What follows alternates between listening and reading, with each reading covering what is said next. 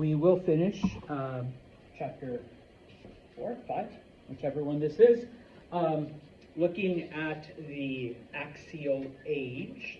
All right, remember, it is during this 1,000-year period that we are looking at the fall of old empires, the rise of new ones, but specifically and especially, we're looking at the birth of new philosophies and new ideas and new ways of thinking, and of course, the invention of various things. So far we've looked at both China and India. All right, out of China, during this time, we get the philosophies of Confucianism, Taoism, and legalism, okay, which we talked about, and you should know some of the basics. As far as inventions or new ways of doing things, out of China, first off, when it comes to the military, the Chinese are responsible for the invention of the crossbow and also for the idea of drafting people into armies, whereas previously, if you recall, all we ever see are the warrior class fighting wars, and of course that continues, don't get me wrong, but they are the first to implement a sort of draft.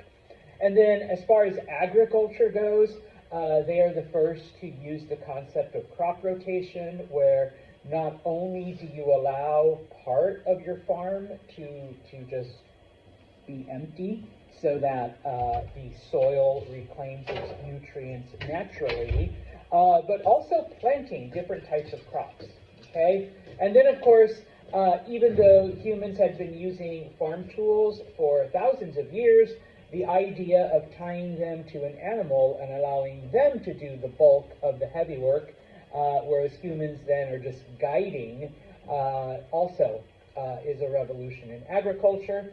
Last class on Monday, we looked at India, and we talked about the two philosophies that come out of India, Jainism and Buddhism, okay? And then, of course, some of not so much inventions, but changes in social and class type of organization. It is out of India that we get some of the first non-monarchy type of governments, okay?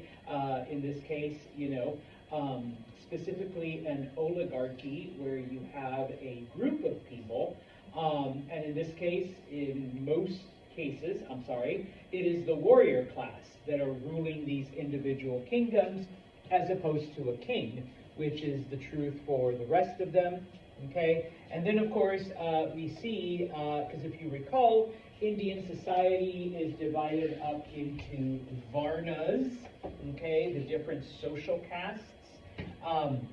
During this time, we see the development of the jati, which is sub-levels, okay? So it's not just, okay, you're part of the farming and artisan class, but, you work with precious metals versus regular metals. You're growing yummy fruit versus gross fruit, okay? And so you are actually even further divided in your standing. And then, finally, we see the development of a new varna, a new social class, which becomes the lowest of the lowest of the low. Your textbook, or at least the slide that I put up, can refer to them as the untouchables. Sometimes they're also called the Shudra. Sometimes they are also, at least the one that I learned 30 years ago, the pariahs, okay? Whichever one you want to use, as long as we understand that they are at the bottom of the bottom, the lowest of the low. In some cases, they're seen as subhuman because their job is to clean the streets and clean the garbage. And remember, in Indian culture at this time, your purity was determined by your social class, and if you're at the very bottom, you are the least pure. Okay? So that is where we left off on Monday, today we are going to look at the ancient Greeks, okay, and some of the things that come out during the Axial Age. Now, similar to India, okay, the Greeks are never truly united, all right? We saw them come together when they fought the Persians, okay? But as soon as the Persian War was over, they broke apart, okay? They once again went back to their old ways, okay? It isn't until the next chapter, when we look at Alexander the Great, that they are brought together again. But in this case, they're like forced together because they were conquered, all right? Most Greek society developed into individual cities, and each of these we refer to as city-states because each city was literally a different country, okay? Now, the Greek word for city, or for this entity, is the polis. And yes, this is another P word. You need to know the meaning, all right? I'm going to ask you what's a polis, and give you a couple wrong answers, and then Greek name for a city. Okay, so the city was referred to as a polis, and just because Santos teaches language and stuff like that, in English at least, this is where we get words like metropolis. Okay, other than where Superman lives, what is a metropolis? Oh, a really big city. Okay, sometimes it also refers to a city and then the outside areas that it influences. So when people look, let's say, at New York City, we're not just looking at the boundaries of the city, but Long Island and Westchester and New Jersey, some of the other areas, and so they might refer to that as the metropolis, okay, the outside areas. We also get words like politics out of polis, because you have to have rules and laws and ways to govern. Okay, now please remember, okay, from the last chapter, all right, there were over 150 of these individual policies. Right? Each of them was an individual state. Okay, now, all right, the thing about them, if you recall, and if you recall about this class, we only look at two of them, specifically Sparta and Athens. And the reason why is because they were typically rivals, all right? They typically fought each other, okay, number one. Number two, they represent polar opposites of everything that these Greek city-states were, all right? So Sparta is one extreme, Athens is the other. Okay?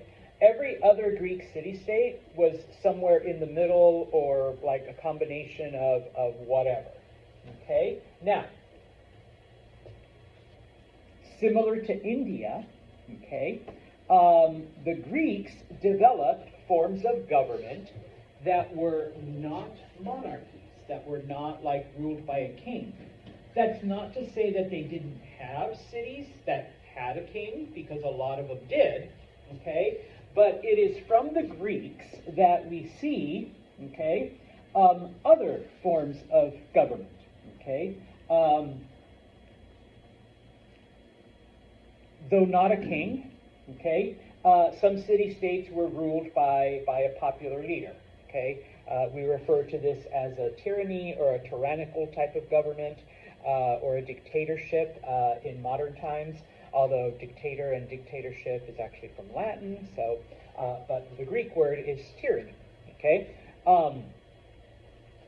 You had a very popular person, and they were it, okay? When that person died, somebody else took over, but it wasn't necessarily hereditary, like you would with a king, okay? We've seen oligarchy in India. Now, in India, it was limited to the warrior class who formed a council, okay? In the Greek city-states, it was as different as the cities themselves. So maybe it was a 3-person council that ruled over the city, okay? Maybe it was a 6-person council that ruled over the city, okay? Maybe it was a council of 25, okay? And unlike the Indian kingdoms, where it was reserved for the warrior class, it could have been the 3 richest men in the city. It could have been the 6 largest landowners, okay? Or it could have been just the smiths, all right? We've decided that, you know, the person that worked with gold, with silver, with copper, with tin, with, you know, they're the ones that are going to call the shots in the city, okay? So, you know, it depended, once again, all right? And then, of course, from the Greeks, okay, specifically from Athens, we get the concept of democracy, okay, where in a democracy, people voted for what was going to happen, okay? So, you know, on Friday, I will bring either bagels or donuts for the class, okay? Please raise your hand. Actually, what they did is they would use little beads. One was black, one was white, and they put them in individual bowls, okay? So, you know, Brooke would be like, the black one is for bagels, the white one is for donuts. She would put the white, okay? And Vanessa, no, I want bagels. She would put her black bead in. And then at the end, we'd count them up, and there's like, okay, so, you know, 10 white beads versus 8 black ones. We're getting donuts, okay? So, you know, what happens to the people that wanted bagels? Oh, tough luck. You get to eat a donut on Friday. All right, maybe next time, okay? And that's what Athens did, okay? So we get these different ideas, these different forms of government. Now, FYI, I already told you, okay, spoiler alert, okay? Athens was a democracy, okay? They decided everything by popular vote. Sorry, ladies, it was only the men, okay? And men of a certain age and a certain, like, you know, standing, okay? So it wasn't even all the men, okay? Sparta was a little different because it was a mix of a monarchy and I wrote up there, I thought I did, no, it's on a different slide. It was a type of monarchy / oligarchy because there were 2 men. Each of them was referred to as a king. But one king was in charge of the city, the other king was in charge of the military. So just the military, everything else that had to do with the city. Okay? And they didn't cross each other. Like, you know, nobody questions Seth's military ability or what he decides to do with the army. Nobody questions Ed's, you know, we're going to allocate water based on the needs of various farmers. Oh, we have to institute, you know, a curfew because, you know, nobody questions his rulings on what happens in the city. Okay? Now, in each of these cities, okay, you had all kinds of people from all kinds of classes.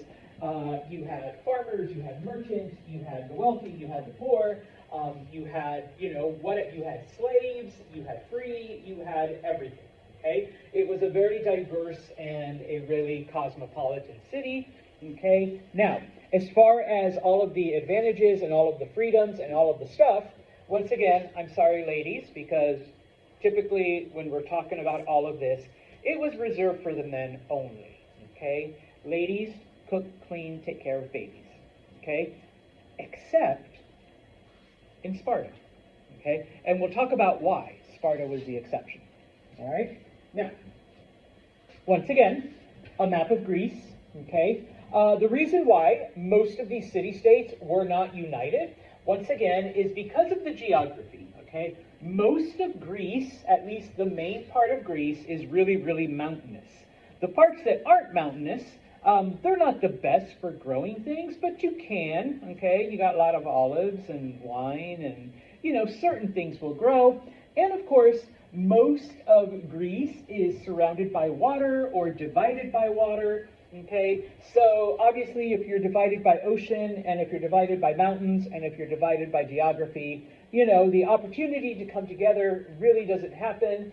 And, you know, historically, the only 2 societies that we see in ancient Greece is the society on Crete, but that was limited to the island, okay, the Minoan society And where are you? I lost the city of Mycenae. Okay, it's somewhere right here. The Mycenaeans, okay, so they were able to take over a small part of like this area, all right? But for the most part, like I said, the city-states were all separate and individual. Sometimes they'd buddy up, okay? So Sparta and its buddies would, fight Athens and its buddies. But for the most part, they were individual until the Persian Wars, where they all got together to fight the Persians, but then they went back to how they lived. Okay? So, let's look at, once again, strictly Athens and Sparta. Okay? In almost any history class, those are the only two you're going to look at unless you specifically take an ancient Greek history class where you can look at each of the city-states. So if you want to know more, you're going to have to either do your own research or when you transfer somewhere, take a class specifically on the Greeks.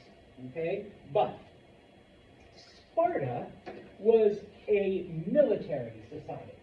Okay? That's what they focused on.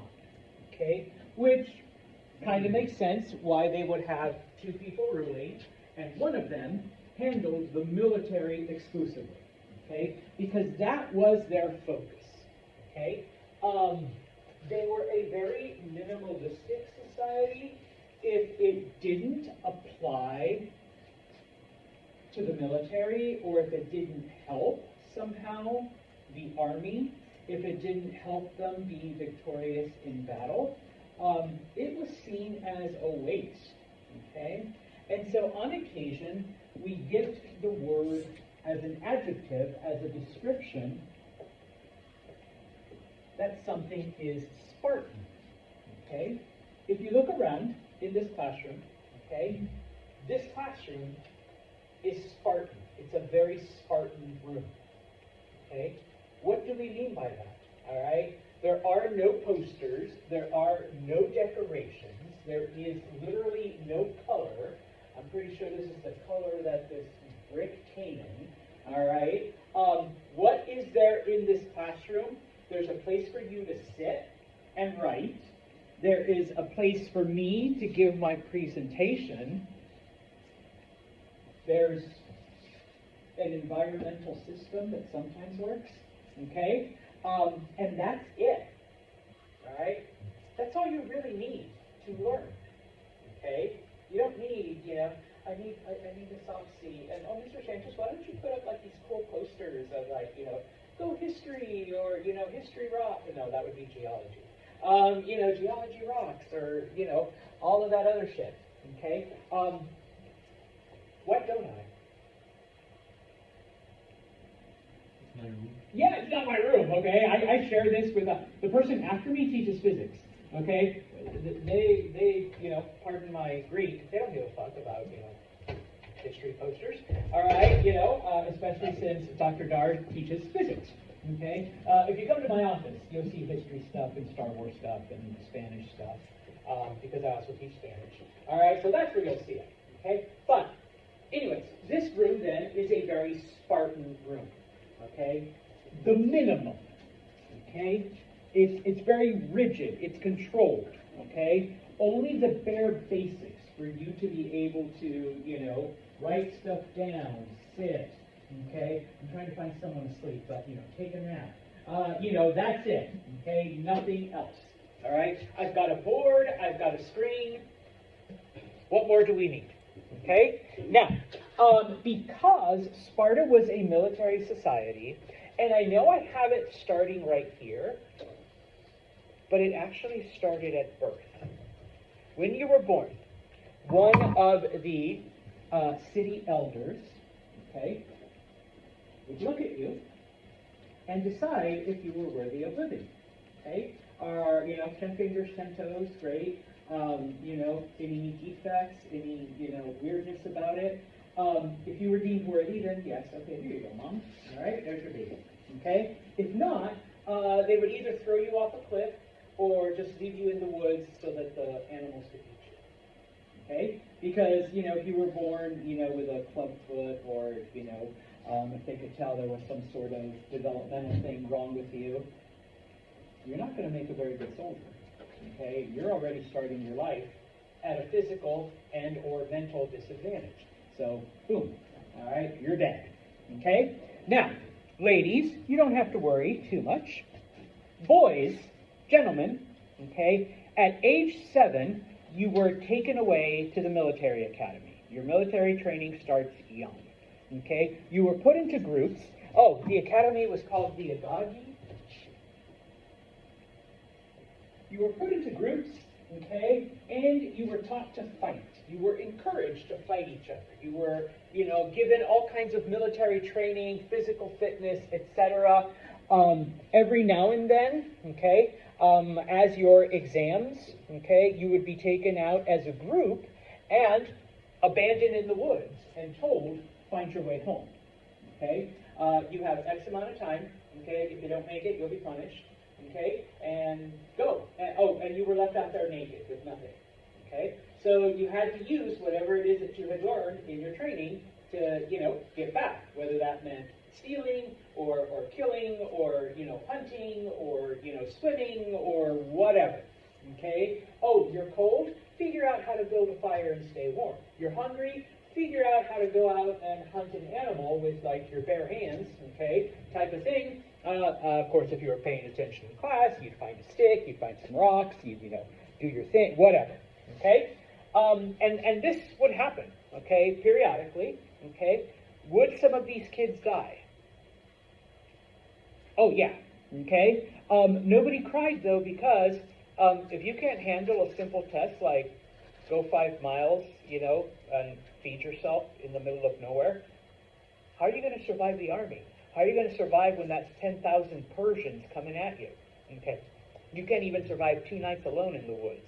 All right? So it's a good thing you died when you were young. Okay? Get rid of the weak ones. Okay? At age 20, if you survived, you graduated. Okay? Oh, your final exam was to go out and murder a slave without getting caught. Because if you could do that, then yes, I could send Seth into the enemy camp at night to kill their general. Okay? Because you've learned all these skills to be stealth. And if you got caught, and all right, well, fuck it, you would have been a pretty shitty spy then. A good soldier would not have gotten caught. All right? So you failed. That's an F. Okay? So you passed. At 20, you were in the army. Okay? Full time. Okay? And needless to say, it was rough, all right? You lived a harsh military life, okay? Now, also, when you joined the army, you were given a wife, okay? Because where is the next generation of soldiers going to come from? Babies, okay? So you were given a wife, you were allowed to have your wedding night fun, and then you lived at the barracks for the next 10 years. Okay? The only time you were allowed to come home was to be with your wife, to have sex, to hopefully make more babies. Okay? At the age of 30, then you were allowed to live at home, okay, with your wife, doing whatever, but whenever the city needed you, whenever we were invaded by another city or the Persians or whomever, you were called up, okay, until the age of 60, okay, you could get called up and back into the army, all right, to fight against whomever, okay, and that was your life, okay, as a Spartan. Men. Ladies, you were there to support your sons and your husbands, okay, you took care of them, you raised them, okay, obviously, you didn't deal with your boys after the age of 7 because they were taken off to the military academy, okay, you taught your daughters to be good wives and whatever, but women had all kinds of freedom, okay, women could go out in public on their own, women could wear whatever they wanted, women ran businesses and farms and were in charge of slaves and the household. Why? Where were their husbands? Yeah, where were they, Vanessa? Yes. Okay, so who's going to take care of the farm while Vanessa's husband is at war? Vanessa, all right, so she's out there doing, who's going to take care of the family business while Vanessa's husband is out at war? Vanessa. Okay, so she's taking care of the farm, and I get, you can't be out there farming in like a long dress and long hair and what. So you could dress however you want, you could be however you wanted because you were out there doing stuff. In addition, should the time ever come that the Spartan army was wiped out, I mean, Spartans were tough, that'll never happen. But if it does, okay, women were also given basic fighting training, okay? Because if all of the men are wiped out in battle and the enemy's coming for Sparta, who's going to be there to defend it? The women, okay? So they also had basic military training, okay? That was Sparta. Okay? Now, I don't know why I threw that map there. It's supposed to be later, okay? Now we look at the complete opposite, Athens, okay? When we think of poetry, when we think of theater, when we think of sculpture and philosophy and all of that stuff from the ancient Greeks, that was all from Athens, okay? That was the golden age of Athens, all right? It was the most diverse and the most dynamic of the city-states, okay? It had way more people than Sparta, okay? We estimate that at its peak, when it was at its most powerful, Athens had over 300,000 residents, okay? 60,000 of those were slaves, okay? But still, a city with that many people, and you may think, so sounds like New York has like, 8 billion. Okay, but this is like over 1,000, 2,000 years ago, okay? That's pretty big for a city, okay? And because of this, okay, it was just as diverse and just as dynamic as any one of those big empires, okay? Except it was on a very teeny scale, okay? So you could find it all, bless you, within a smaller area, okay? It is from Athens, okay? Athens were the ones that proposed, things like the Olympics. And, like I said, many of the traditions, many of the things that we have and that we think of when we think of ancient Greece are specifically ancient Athens, okay? Although we give all that experience, okay? But it's Athens that came up with most of that, all right? And as I already mentioned, Athens was ruled by a democracy, okay? Theirs was a pure democracy. What do I mean by that? They voted on everything that concerned the state. Okay? Now, some people will tell you that we're a democracy, but they're lying to you because we're not. Okay? I'm not going to get political. Oh, sorry, taking away the... No, not for that reason. Okay? Because we don't vote on all of the issues. Okay? The United States, the way it was set up, we're a republic, okay? What is a republic? You vote for a representative, and that representative then goes and makes the decisions, okay? In the donut versus bagel scenario, okay, the entire class would elect Madison as their representative, or this half would elect Madison as the representative, and this half would elect Edward as the representative, and then the two of them would come to me and say, Mr. Santos, my side of the room would like bagels. And then, well, Mr. Santos, my side of the room would like donuts. Okay? Whether, like, that's what you told them or not, okay?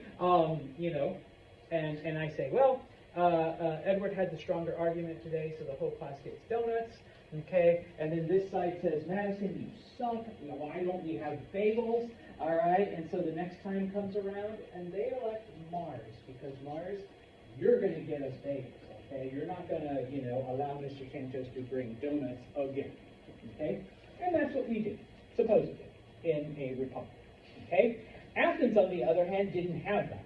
like I said before already, sorry ladies, the men over a certain age and of a certain position, they all met, similar to what today we would call a town hall, all right? The issue was brought up.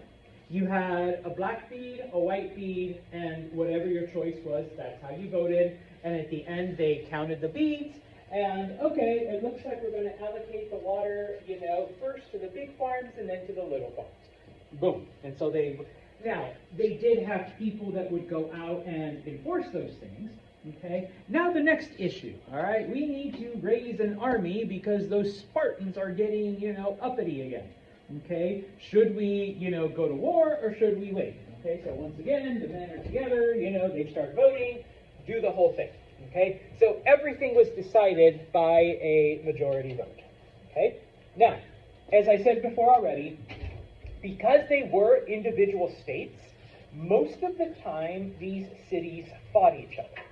Okay? It was typically Athens against Sparta, okay? And the other cities would ally themselves with one side or the other, okay? Some cities supported Athens, some cities supported Sparta, okay? In fact, one of the biggest wars after the Persian Wars was a group known as, or a war known as the Peloponnesian War. It was basically Athens and Sparta, and then the rest of Greece was just divided along one of those two sides. Okay? Now, it's important because of this, because of the Peloponnesian Wars, it leaves them pretty weak and susceptible to conquest, which happens from Philip of Macedonia, who is Alexander the Great's dad. Okay, so it leaves them, for that. Now, because of this, all right, it is the Greeks who invent, number one, the idea of not just having, just maybe like a helmet or a breastplate or just a little bit right here, okay? What we refer to as heavy armor, okay? Like you are covered, arms, chest, back, groin, legs, head, okay? A full armor suit, okay? And also a military formation known as the phalanx, okay? Which, if you're not interested in military stuff, I'm sorry, you're going to get it anyways. You had rows of men lined up, shoulder to shoulder, okay? On one side you had your shield, on one side you had a spear, and you basically interlock, all right, so that the soldiers stood, shoulder to shoulder. And it was like a walking armadillo with spikes, or I guess a porcupine armadillo. Because the shields provided the defense, and of course the spikes is, and you just walked like this, and you kept poking, at the enemy, and when the enemy tried to poke you back, or shoot arrows, or whatever, you had your shield, okay? And I know, it seems pretty basic to us, but it was pretty revolutionary 3,000 years ago, okay? And so this is how they fought each other, and once you got in between your enemies, this is when, you dropped your spear and you took out your sword, and that's when you went, at each other that way. Okay? But the Greeks, okay, were the ones that came up with the concept of heavy armor and the concept of the phalanx. Which, FYI, becomes the standard even all the way into Roman times. The Romans, perfected, actually Alexander perfected the phalanx, and then the Romans took his innovations. Okay, a couple of other things that the Greeks come up with. Some of it good, some of it less than good, I suppose. Okay, number one, open trading markets. Okay, where there were certain designated areas. Okay, because money is money, and we can't let war interfere with shit like that. Okay, where it didn't matter if you were Athenian or Spartan, okay? Leave your weapons at the door, and everyone can buy and sell in the market. Once you leave the market, go ahead, keep fighting, okay? But in the market, okay, you set your differences aside for the sake of money, for the sake of trade, okay? And anyone can come, and anyone can set up and buy and sell, okay? Now, people had been using currency, all right, for a while now. No longer are we, I trade Edward here 3 pigs and a chicken for a bushel of his wheat and 20 apples. Okay, humans are using, things that are universally accepted. Okay, we saw in the Persian times under Darius, he was able to achieve this within the Persian Empire. The Greeks go further. They are able to achieve this not only within all the Greek city-states, but within everyone that wants to trade with them. Okay? You're coming from some random place in, Spain. You need to go with our system if you want to buy and sell with us. Okay? And so people right away knew, okay, yeah, we need to somehow have, Greek coins and accept the Greek system of money in order to be able to buy and sell when we go to the Greek city-states. Okay? And so even though you come from, like I said, a society in southern Spain, you are using Greek coins. You come from Egypt, you are using Greek coins. Okay? And so, because the value was accepted. Now, the Greeks predominantly used gold and silver coins. Okay? This size coin has this much value, this size coin has this much value.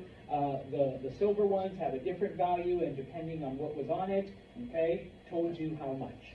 Okay? Now, of course, can't only do gold and silver, you can also use copper coins and tin coins and a couple other ones. All right? But all of them had a universal acceptance. Okay?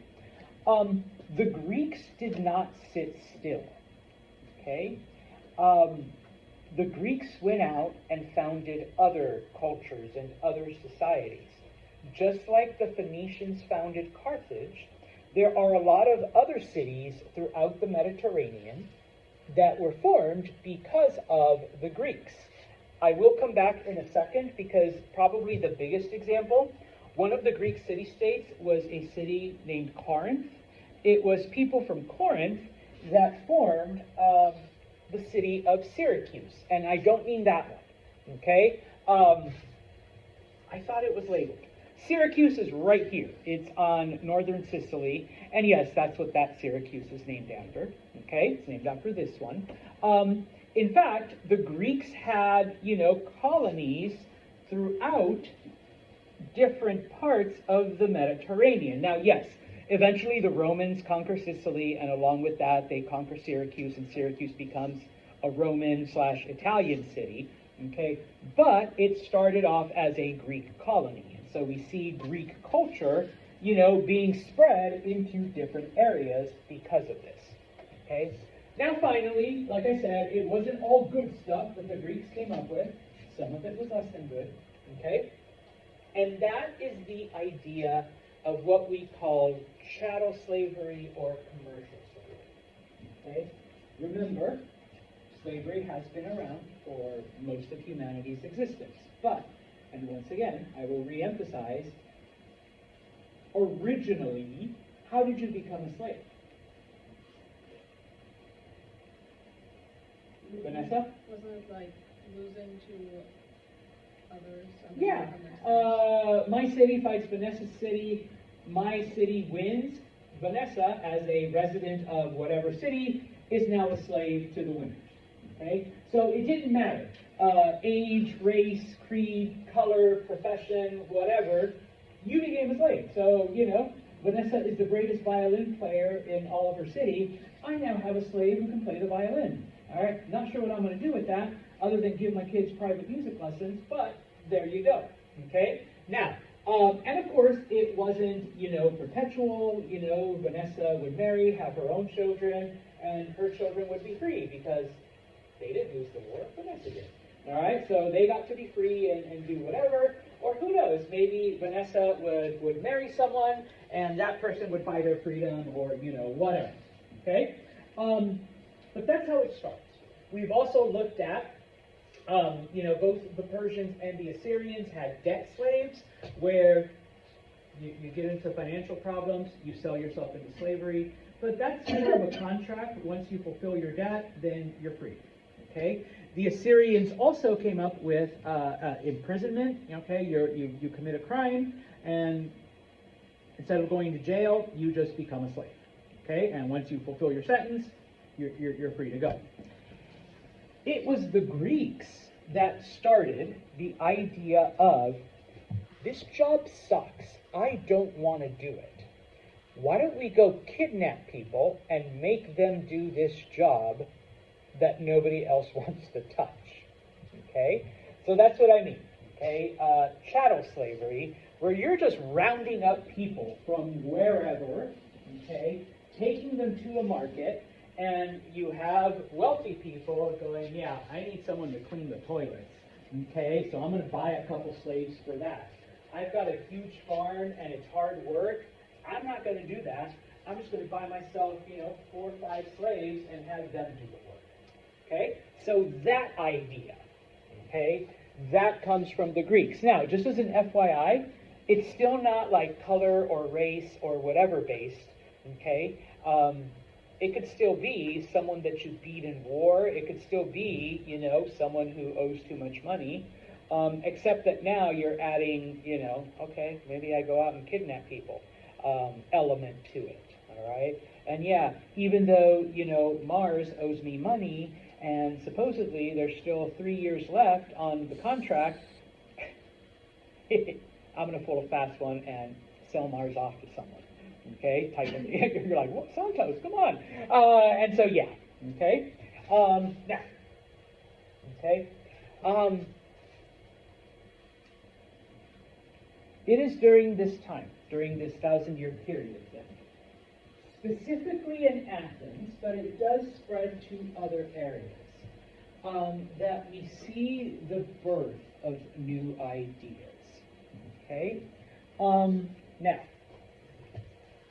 The ancient Greeks looked to nature. All right. Why are we coming up with these abstract concepts? Why are we coming up with, these 3-headed weird things, or this weird idea about the universe? What's wrong with representing a tree as just a tree? Okay. And of course, why are we explaining that, the different social class, and I'm just picking on India here, why are we explaining that the different social classes are because we took one of the gods and cut them up into pieces? Okay? That's not what happens in nature. Okay? In nature, you can look and see, and the explanation is there. Okay? And so, number one, let's look at the gods. And if you look at the old Egyptian gods, I should have brought my picture of Ra again, and maybe one of Isis and whatnot. But it was like a cat head on a weird body, or like some demon body, with whatever. Okay? And even the Greeks started off. Remember the Minotaur, half man, half bull type of thing. At some point, the Greeks go, why are we doing that? Okay? And so they are one of the first. If you look at pictures or the different Greek gods, what do they look like?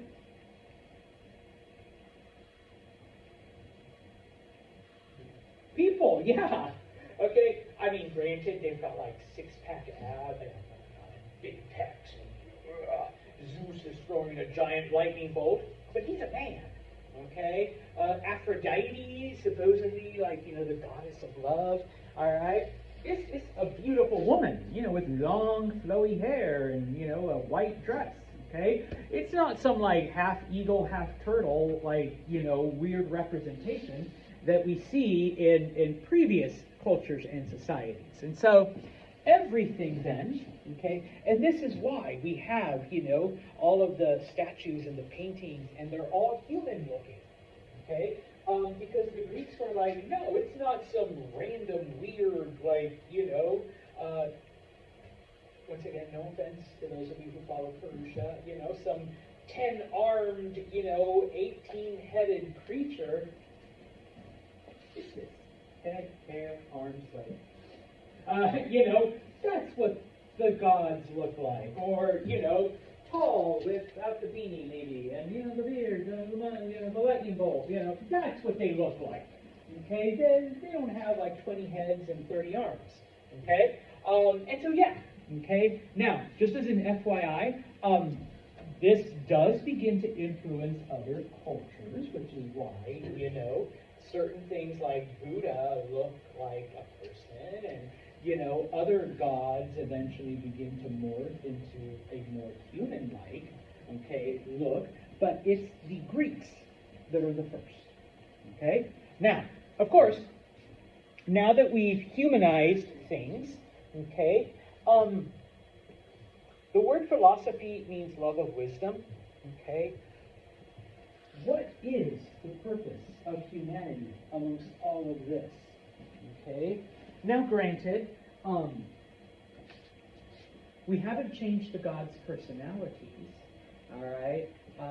At least not since the ancient Babylonians, I suppose. They're still assholes, pardon my Greek. The gods have all of the emotions and jealousies and bad habits that humans do. In fact, most of Greek mythology would be gone if Zeus wasn't going around, hooking up with every human woman he saw, all right, and making all kinds of illegitimate half-demigod children, which is always fun, right? Ladies, you get seduced by a god, and then his wife Hera, I'm using the Roman term, Hera comes and takes it out on you and your family because, her husband couldn't keep it in his pants. All right, and so that's basically most Greek stories, But beyond that, what is the purpose of humanity? Why are we here, What are we doing during our existence, And so it's the Greeks that begin to question that, all right? I will stop right here, but on Friday then, we will look at some of the theories, some of the philosophies that try to answer that question, Now that we've humanized the gods,